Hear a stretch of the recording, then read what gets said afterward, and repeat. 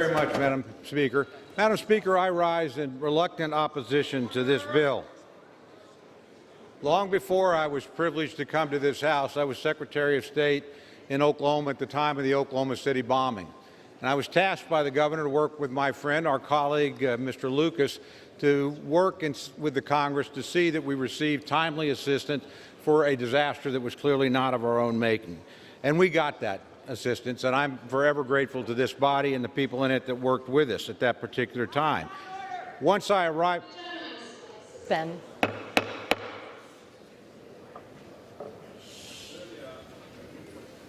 The gentleman is recognized. Thank you, Madam Speaker.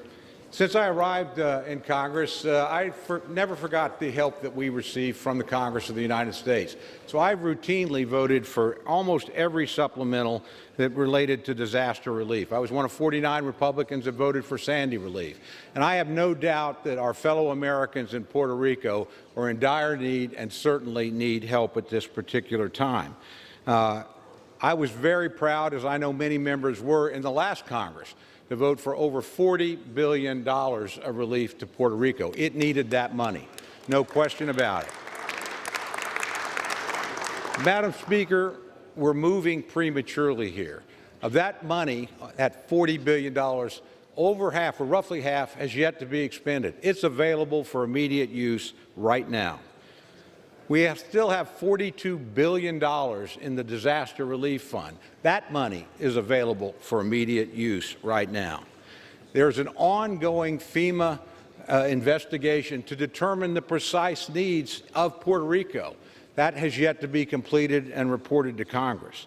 We should wait for that disaster relief, not because it may tell us that we need less. It might actually tell us we need more. But we should not act without appropriate information.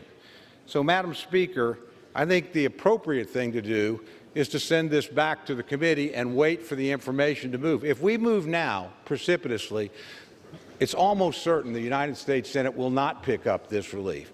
And the President would probably not sign this bill if it got to his desk. If we wait for the appropriate information, use the available funds that we have right now to help people in Puerto Rico, we have a much better chance of getting our fellow Americans the help they need when they need it in the right amounts and in the right way. No doubt in my mind that this Congress will respond appropriately to an emergency. I've seen us do it time and time again on a bipartisan basis. I know we'll do it again at the appropriate time. So Congress will respond if necessary.